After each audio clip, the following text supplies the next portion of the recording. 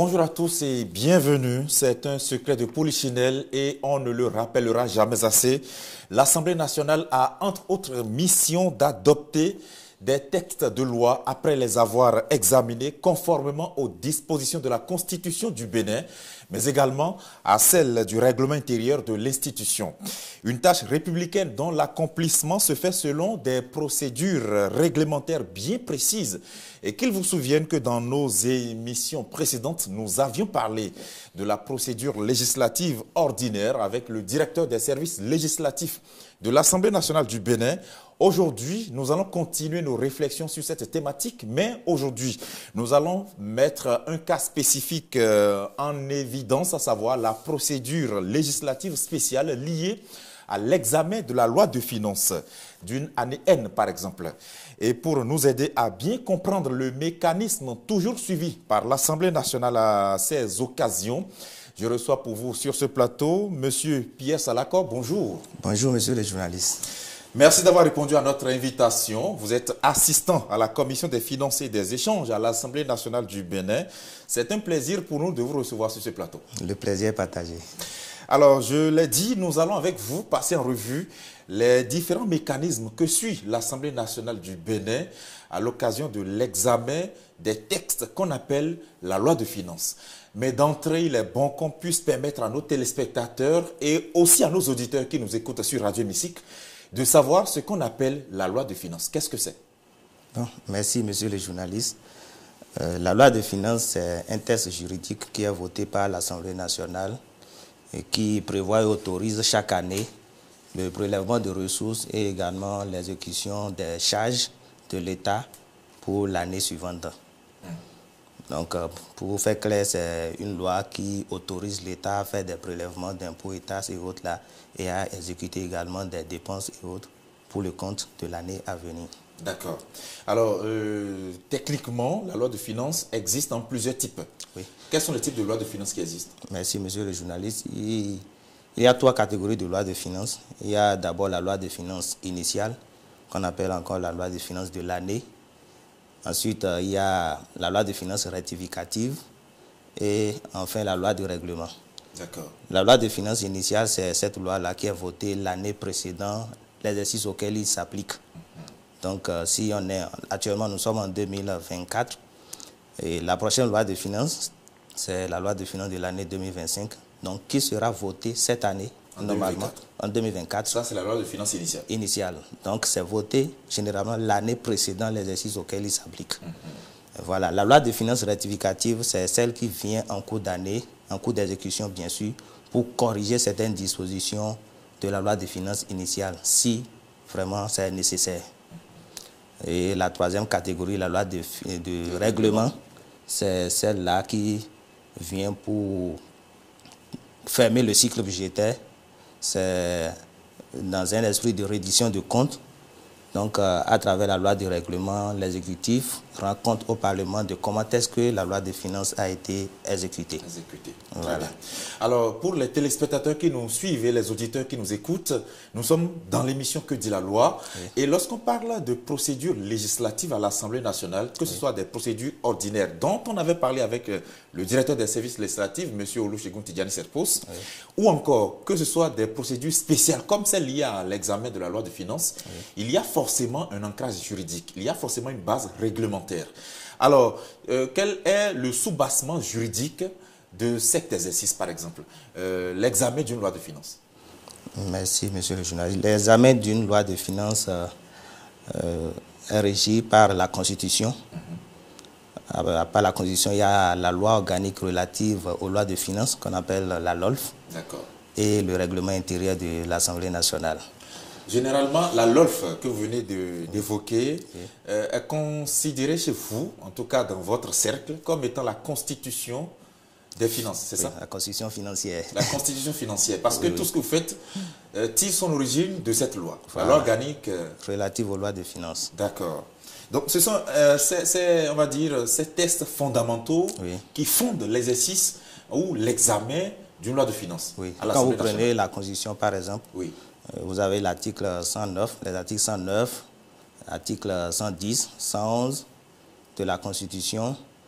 Et dans dans la loi organique relative aux lois de finances, vous avez les articles 59, 60, 61 jusqu'à 68 qui parlent de l'examen de la loi de finances, du projet de loi de finances à l'Assemblée nationale. D'accord. Quand vous prenez le règlement intérieur, vous avez les articles 94 à 97 et également l'article 119 qui traite de l'examen du projet de loi de finances à l'Assemblée nationale. Très bien. Alors, une fois qu'on s'est imprégné donc, de ce soubassement réglementaire et juridique, oui, il est important qu'on puisse savoir comment ça commence tout ceci. Nous sommes dans une année donnée, par exemple, nous sommes appelés en tant que parlementaires à examiner la loi de finances de l'année à venir. Oui. Ça commence comment? Quelles sont les différentes étapes? Merci. Nous allons parler d'abord de la loi de finances initiale, qui est celle-là qui mobilise vraiment les énergies, qui attire l'attention de tout le monde. C'est une période d'intenses travaux. La loi de finances initiale est examinée à l'Assemblée nationale en 2 phases. Il y a d'abord une phase qu'on appelle la phase de débat d'orientation budgétaire. Et c'est au cours de cette phase-là que le gouvernement vient pour présenter à l'Assemblée nationale les projections de l'année à venir. Donc, c'est un débat qui se fait sur la base d'un document principal qu'on appelle le DPBEP, c'est-à-dire le document de programmation budgétaire et économique pluriannuel, qui est un instrument de programmation glissant sur 3 ans au minimum. Et là-dedans, vous avez les grandes orientations que l'État entend donner au prochain budget. Donc, c'est à l'occasion du débat d'orientation budgétaire, le gouvernement doit venir donc pour dire aux parlementaires, voilà ce que nous sommes en train de préparer, voilà les grandes orientations que nous donnons, voilà la trajectoire que nous donnons au prochain budget. Et les parlementaires doivent quand même pouvoir opiner sur ces différentes orientations et faire des recommandations. C'est un débat qui se tient à l'Assemblée nationale au plus tard le 30 juin de l'année. Au plus tard le 30 juin? Oui. Pourquoi ce délai? Bon, le 30 juin de l'année, c'est un délai qui a été retenu au niveau communautaire. Et même si certaines personnes estiment que ce délai-là, que ça crée un peu de problème, qu'à cette date, déjà, il y a des résultats que les gens n'ont pas encore, compte tenu de l'exécution du budget en cours, tout ça là. Mais c'est un délai qui a été retenu et puis on fonctionne comme ça. Alors, vous avez parlé tout à l'heure du socle de cet exercice, le débat d'orientation budgétaire. Oui. Il se base sur le document de programmation économique et budgétaire pluriannuel. Oui. Mais qu'est-ce qu'on peut retenir de ce document-là pour pouvoir faire peut-être le lien avec l'exercice qu'on s'apprête à expliciter là? Oui, le document de programmation budgétaire, comme je l'ai dit, c'est un instrument de programmation. Donc, le gouvernement fait des projections sur 3 ans. D'accord. C'est le document qui retrace les projections? Oui, les projections de recettes. Comment est-ce que les recettes vont évoluer, les évaluations de recettes sur 3 ans, et également les dépenses, comment est-ce que les dépenses vont se comporter sur les 3 années à venir. Donc, sur les 3 ans du DPBEP, vous avez la première année qui correspond à l'année à laquelle le projet de loi de finances à venir s'applique. Si pour le prochain budget, par exemple, le budget de 2025, donc, bientôt, nous aurons le débat d'orientation budgétaire et le DPBEP là, doit porter sur l'année 2024, 2025, 2026 et 2027. Puisque c'est un cycle de 3 ans chaque fois. C'est un cycle de 3 ans. Donc, chaque année, on ajoute... On ajoute l'année, voilà, on va dire, de la 3e année du cycle. Voilà. Donc, ça montre les projections de recettes, de ressources, les projections de dépenses, sur les 3 années. Ça signifie que chaque année, ce document est actualisé alors, puisque oui, à l'occasion de l'examen de la loi de finances de l'année 2026, par exemple, oui, lorsqu'on se retrouvera en juin 2025 pour le débat d'orientation budgétaire, oui, ce document va ajouter 1 an. Ajouter 1 an, oui. D'accord. Donc, c'est comme ça. Très bien. Donc, voilà pour ce qui concerne le débat d'orientation budgétaire. Donc, à l'occasion de ce débat, comme je l'ai dit, les députés font des recommandations. Quand le document vient, je dois préciser que le DPBEP peut être accompagné, c'est ce que dit la LOLF, éventuellement accompagné d'autres documents qu'on appelle les DPPD, les documents de programmation pluriannuelle de dépenses, qui sont des documents sectoriels. Donc chaque ministère, en référence aux documents au DPBEP, chaque ministère fait des programmations par rapport au programme qui relève de son département. Voilà. Donc sur 3 ans. Donc sur 3 ans, sur les 3 années du DPBEP, en fait, quoi. D'accord. Donc ces documents-là peuvent accompagner le DPBEP. Les DPPD peuvent accompagner le DPBEP à l'Assemblée nationale dans le cadre de ce débat-là. Très bien. Donc le gouvernement vient présenter ces différents documents et puis l'Assemblée nationale fait des recommandations. Ça c'est globalement ce qu'on peut retenir du débat d'orientation budgétaire, mais dans les détails. Puisque là, on a dit ce en quoi ça consiste. Ça consiste pour le gouvernement venir dire, pour l'année à venir, voici ce que j'entends faire. Voilà. En termes de projets, de programmes de développement pour le Bénin ou le pays dans sa globalité. Mais dans les détails, à quel moment précisément le gouvernement introduit le test? Comment est-ce qu'on suit le processus jusqu'à ce que l'Assemblée puisse dire on a fini le débat d'orientation budgétaire et passer à autre chose? Bon, le délai qui a été fixé, c'est celui dont j'ai parlé là, c'est le 30 juin. C'est ça. Et expressément, il n'a pas été fixé un délai pour le gouvernement de déposer ce document-là. Donc le gouvernement, dans un délai raisonnable, doit pouvoir envoyer ça, là, à l'Assemblée nationale en vue de ce débat-là.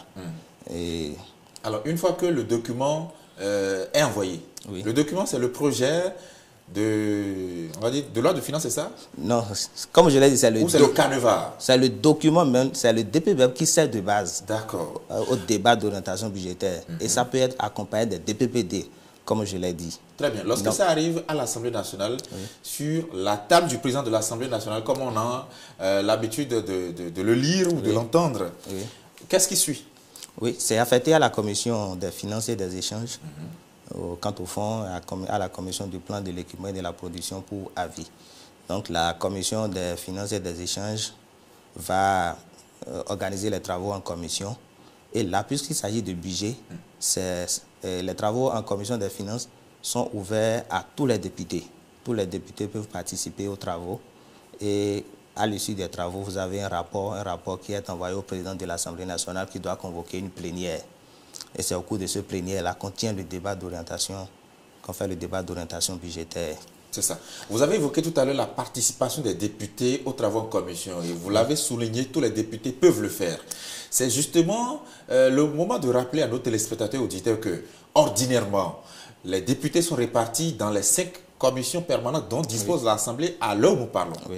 Et en temps ordinaire, ce sont les députés membres de chaque commission qui ont le droit de participer aux travaux de la commission. Mais en ce qui concerne l'examen de la loi de finances, puisque là nous parlons des travaux entrant dans le cadre du débat d'orientation budgétaire, tous les députés peuvent participer. C'est un peu ça. Oui, c'est bien ça. Très bien. Pour un dossier ordinaire qui est affecté à une commission, au fond, la commission, dès qu'elle programme la séance, elle doit informer si éventuellement la commission qui a été saisie pour avis.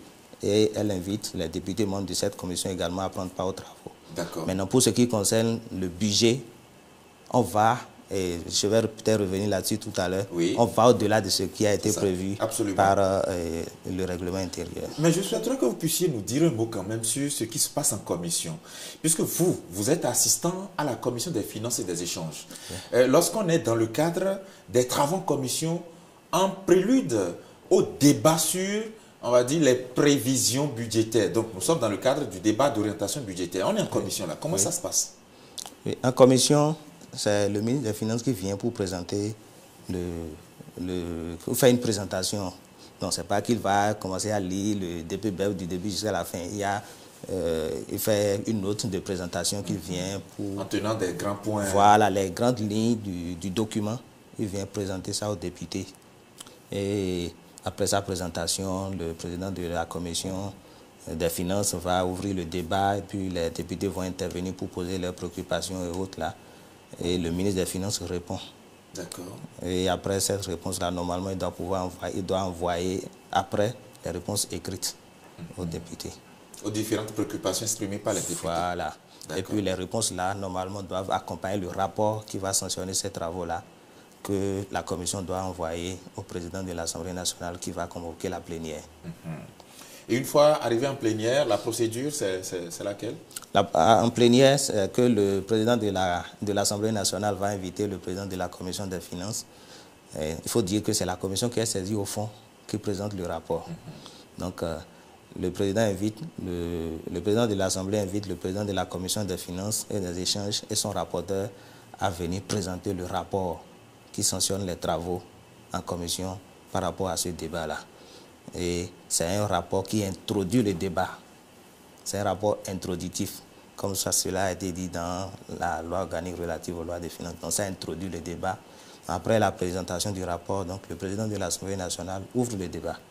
Et puis les députés interviennent, le ministre des Finances répond aux préoccupations des députés. C'est ça. Je dois préciser qu'à l'issue du débat, il n'y a pas de vote. Il n'y a pas de vote. Il n'y a pas de vote. Les députés font des recommandations au gouvernement, Oui. aussi bien en commission qu'à l'occasion de la séance plénière. Oui, et après, en commission ou bien en plénière, les assistants sont là pour recenser les préoccupations, les recommandations des députés. Donc, dans le rapport, vous avez les recommandations des députés. Et on peut, en fait, ça là, c'est pour ce qui s'est passé en commission. Maintenant, en plénière, il peut y avoir d'autres recommandations. Donc, à l'issue de la plénière, on fait ce qu'on appelle le relevé de recommandations. Le relevé des recommandations qu'on adresse, qui est adressé au gouvernement. Donc, pour dire, voilà, on a tenu le débat, voilà ce que les députés ont fait comme recommandation. Donc, le gouvernement, dans le cadre de la finalisation du projet de loi de finances qui est en cours de préparation, va voir quelles sont les recommandations qui sont pertinentes et qu'il peut prendre en compte pour améliorer les prévisions. Qui fait le relevé des recommandations là? Qui l'élabore? C'est la commission des finances qui l'élabore et ça va être envoyé au gouvernement. Par le biais du secrétariat général administratif. Voilà. Très bien. Alors là, on a parlé du débat d'orientation budgétaire. Oui. Donc le gouvernement vient dire aux députés, au plus tard le 31 juin, Oui. ce qu'il entend faire pour l'année à venir. Oui. Ensuite, les députés apportent leurs amendements, font des recommandations, Oui. aussi bien en commission qu'en plénière. Oui, oui. Et les séances plénières, on le sait, elles sont diffusées même en direct sur notre antenne, aussi bien sur la radio qu'à la télévision. Oui. Alors, une fois que le gouvernement prend acte des recommandations, la suite, c'est quoi maintenant? La suite, c'est que le gouvernement finalise le projet de loi de finances et l'introduit dans le cadre de la deuxième session budgétaire, qui est la session... La deuxième session ordinaire de l'année. Qu'on appelle souvent la session budgétaire. Voilà, et conformément au texte, c'est que le gouvernement doit envoyer le projet de loi de finances au plus tard une semaine avant l'ouverture de la session. C'est le délai qui a été fixé. Donc, le gouvernement, après avoir finalisé, adopté un conseil des ministres, donc transmet ça à l'Assemblée nationale par décret. Et ça doit se faire, comme je l'ai dit, au plus tard une semaine avant l'ouverture de la session budgétaire, qui est une session qui s'ouvre dans la deuxième quinzaine du mois d'octobre de l'année. C'est ça. Alors, une fois que l'Assemblée nationale a été saisie, donc par le gouvernement, à travers le décret que vous avez évoqué, le président de l'Assemblée nationale reçoit le texte, qui est le projet du budget de l'année à venir, donc le projet de loi de finances de l'année à venir. D'abord, petite parenthèse, y a-t-il une différence entre budget de l'année et loi de finances? Oui, merci monsieur le journaliste. C'est vrai que nous faisons souvent cette confusion. Oui. La loi de finances n'est pas égale au budget de l'État. Très bien. Il y a une différence. La loi de finances, comme je l'ai dit, c'est un texte juridique, c'est une loi. Et le budget, c'est, comme on le dit, c'est la partie comptable de la loi de finances. C'est là où on va parler des montants, les crédits affectés, ainsi de suite, les ressources, tout ça là. Mais en dehors des montants, en dehors de tout ça là, la loi de finances fait également, autorise le gouvernement à procéder à des prélèvements, c'est-à-dire les autorisations qui sont données.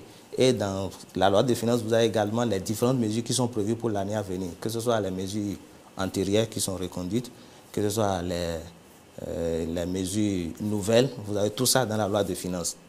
Donc, le budget de l'État, c'est cette partie-là où on traite des montants, ainsi de suite. Et je dois préciser que le budget de l'État comporte trois choses. Nous avons le budget général. Nous faisons également une confusion entre le budget général et le budget de l'État. Absolument. Donc, généralement, dans la presse, on entend les députés ont adopté le budget général de l'État. Voilà. D'autres disent le budget de l'État. Or, il y a une différence entre les deux concepts. Il y a une différence. Le budget de l'État comporte le budget général, le budget annexe et les comptes spéciaux du Trésor. Le budget général, c'est, vous allez voir, le budget des ministères et institutions. C'est ça le budget général. Le budget annexe, vous avez... On a un seul budget annexe au Bénin, c'est le budget du Fonds national des retraites du Bénin. Même si je dois préciser également que, en réalité, et certaines personnes le disent, le FNRB ne remplit même pas les conditions pour être traité comme étant un budget annexe.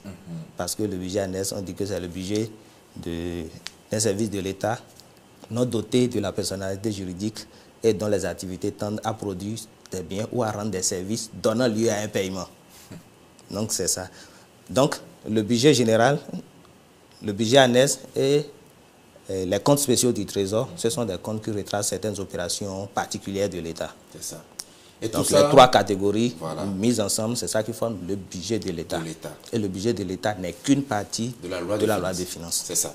Alors on parlait donc de la saisine de l'Assemblée nationale par le gouvernement. Donc le gouvernement transmet le projet de budget par décret à l'Assemblée nationale. Okay. Une fois que ça arrive, qu'est-ce que l'Assemblée commence à faire déjà?